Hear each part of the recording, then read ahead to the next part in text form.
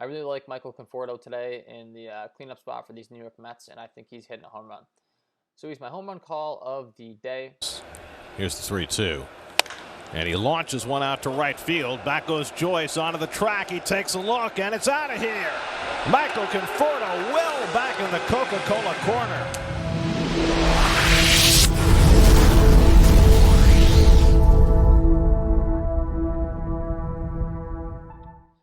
Hello everyone and welcome to the channel. I'm back to break down this 7-game slate on DraftKings and FanDuel. If you tuned in yesterday, hopefully you played some Michael Conforto because I was really high on the Mets and I was really high on specifically Michael Conforto, and he went out there and had a big day. So definitely a good call yesterday. Hopefully you played a lot of Michael Conforto. And then so a lot of my pitching calls, we had some issues with the games being canceled due to protests. So, guys like Kershaw and Dinelson Lamet didn't get a chance to take the hill.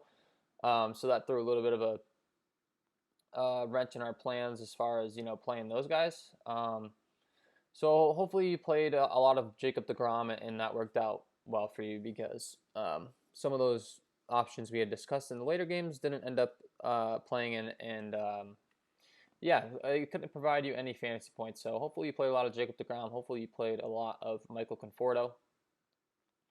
And we're going to go ahead and move on to this slate and talk about it as if all these games are playing. Hopefully they are, but we don't know. We'll have to keep an eye on the news. But it's a 7-gamer. Before we get into it, please leave a like, subscribe to the channel, and hit the notification bell so you'll be subscribed for future videos. If you've been enjoying the content, or if you're new to the channel, listen to the rest of the video. I think you're going to like what you have to hear. I'm going to be here all season breaking down these MLB DFS slates and helping to make you a better MLB DFS player. You can follow me over on Twitter at KJK_DFS. And lastly, I have released a Patreon package over there on Patreon that's going to give you access to all of my different tools that I use when building my lineups, where you'll get access to color-coded data such as you see behind me in the pitching data sheet. And then I have hot hitter StatCast data where you can look at StatCast data, team hitting data, bullpen data, all color-coded, all giving you the best targets to target as far as playing hitters against pitchers and playing pitchers against lineups. So enough of the promo stuff. Let's start breaking down this slate today. And as always, I like to go ahead and look at K rate when figuring out pitchers we're going to want to target and play in our lineups. And the first guy that sticks out is that in Max Scherzer. Max Scherzer is a known guy across the league. He's an elite name. Mad Max, as I like to call him. He's got a 34.6% K rate. He's got a 38.4 against righties, and then he's got a 30.8 against lefties. So, yeah, he's just an elite pitcher. He's Max Scherzer. He's an absolute stud.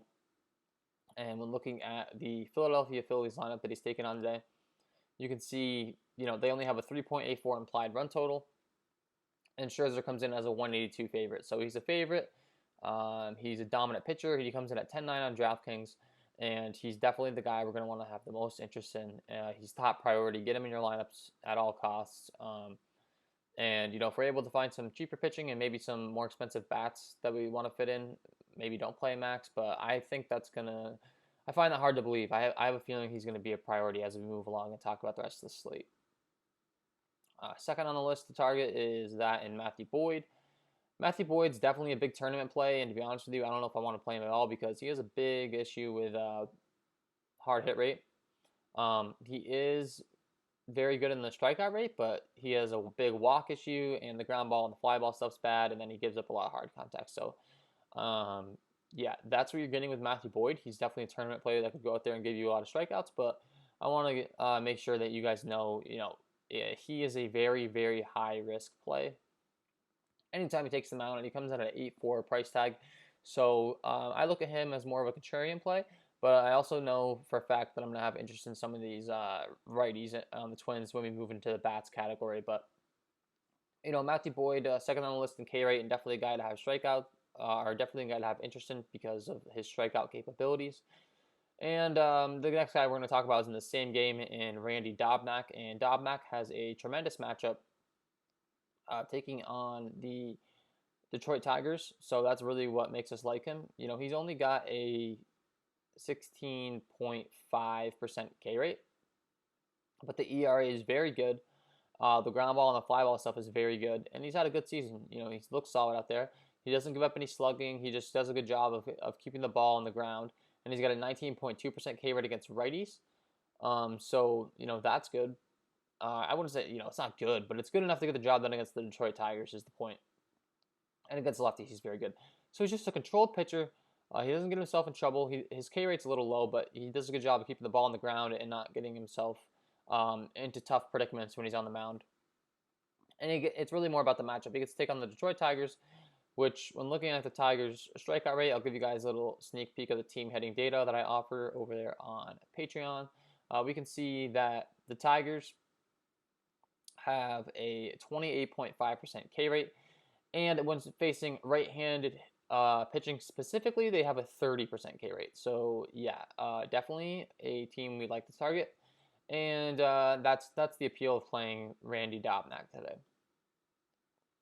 So moving further along, the next guy that we're going to want to target is that in Clayton Kershaw. Kershaw's, you got 1A in Scherzer, and then you got 1B in Kershaw. And Kershaw takes on the San Francisco Giants, who are a team that doesn't strike out a ton, but they aren't very threatening. And with Kershaw's pitching capabilities, he could definitely bring up some strikeouts here. So he comes in at 10.2 on DraftKings, and he's the second guy we're going to want to prioritize as far as getting in our lineups next to Max Scherzer. It's just a matter if you can fit them both in, and if you had to pick one, I definitely would prefer Scherzer, if at all possible, to fit in his salary. But if you have to go down a little bit to 10-2, Kershaw is the next best option. So let's start moving into bats. Some bats we're going to want to target today. And when looking at the list, the first guy that stands out, and a guy that I always like to target when he pitches, is that in Walker Locket. He's taking on the Miami Marlins, and the Marlins aren't the most threatening lineup, so I think that's automatically going to make their ownership low. And I just like that a lot because I like to play bats against Walker Locket. I don't think he's good, and I enjoy targeting him anytime he takes the mound. So if you look at his splits against righties, he's got a 585 slugging to right-handed hitters. And then against lefties, it's just god-awful. He's got 14.4% K rate, 12.5% walk rate. He has walk issues. He has hard contact issues. He has all these sorts of issues that will help us in stacking against him. And when looking at the Miami Marlins lineup that they're planning to roll out today, you can see that, well, first of all, I'd like to point out that it looks like there's going to be 13-mile-an-hour winds blowing out, and it's 86 degrees, so that's going to help us with our hitting conditions. So I like that even more. But, you got John Birdie at the top, Matt Joyce, Jesus Aguilar, Corey Dickerson, Brian Anderson, and then you got Jonathan Villar, Alfaro, and Rojas at the bottom of the order.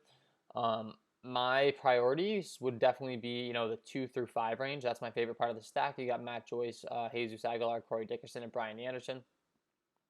They're all bats with power, and they're the best hitters in this lineup. So if at all possible, go ahead and throw those guys in.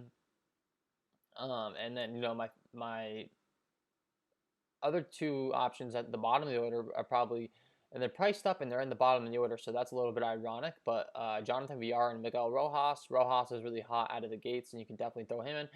And then, of course, you have to play the guys at the top of the order, so don't forget about John Birdie, because he is in the number 1 spot in the lineup. But mainly, I really like that 2 through 5 range, Joyce to Brian Anderson today as a stack. And then, moving further along, Spencer Howard's a guy that we're going to want to target. He's the top prospect for the Philadelphia Phillies, and he's supposed to be really good, but he's been struggling early on, and specifically, he's been really struggling against left-handed hitting. You can see it's all red across the board in that category. And against righties, he's been much better. Now, we are only dealing with an 11 innings pitch sample size, but, it's just very clear that he's been struggling with lefties early on.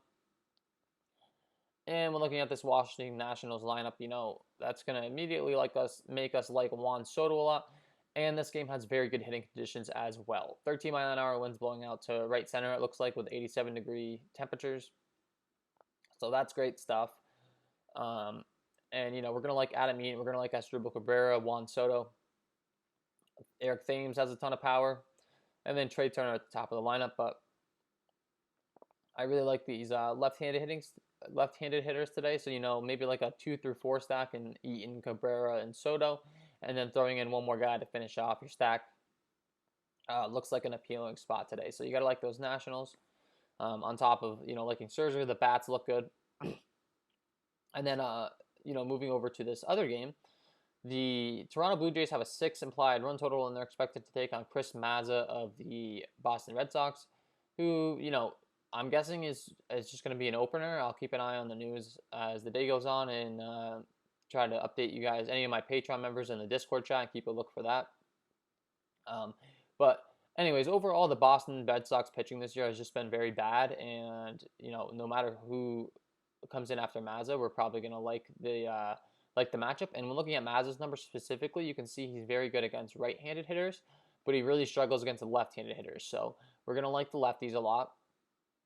When looking at these Toronto Blue Jays, you can see, Kevon Biggio at the top of the lineup really stands out. Travis Shaw's got a ton of power. Rowdy Tellez has a ton of power.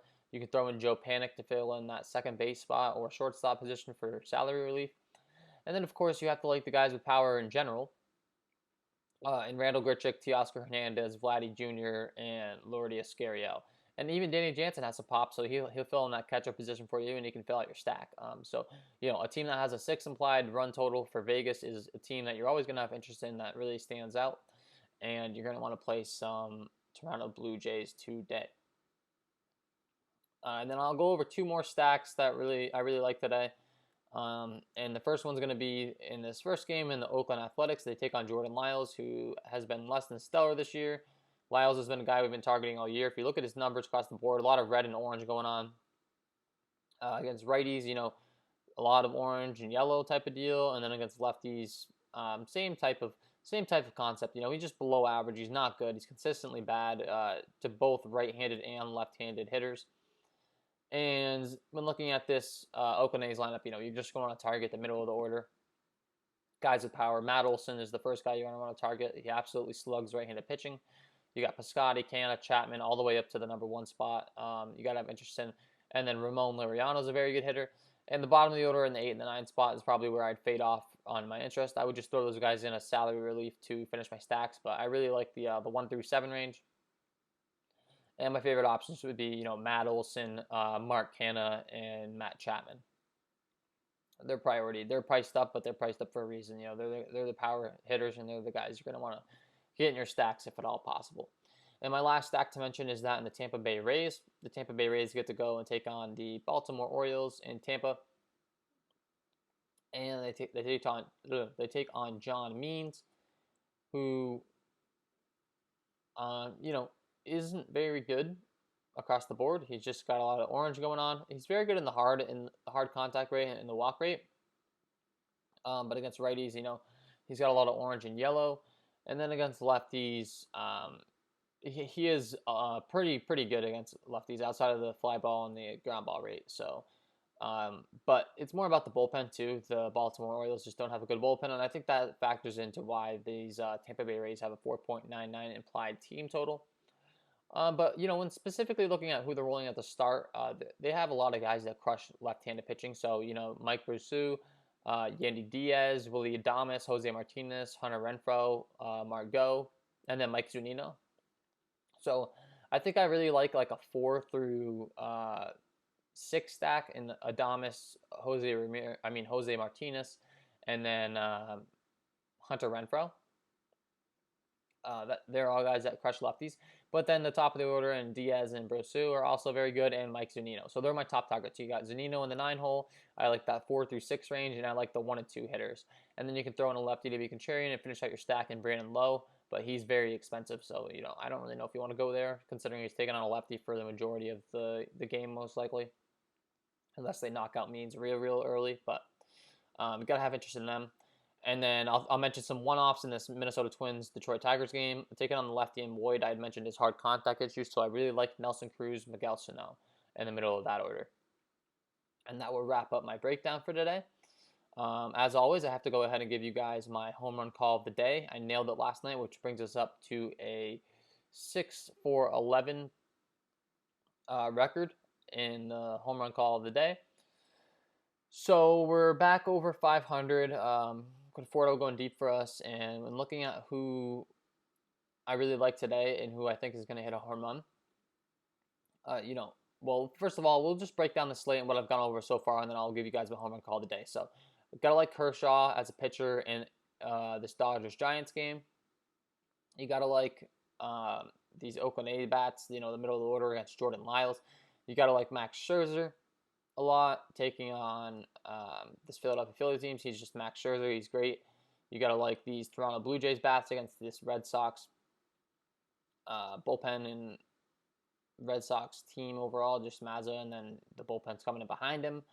You got to like these Tampa Bay Rays righties taking on Means. You got to like the righties in Minnesota, specifically Cruz and Sano.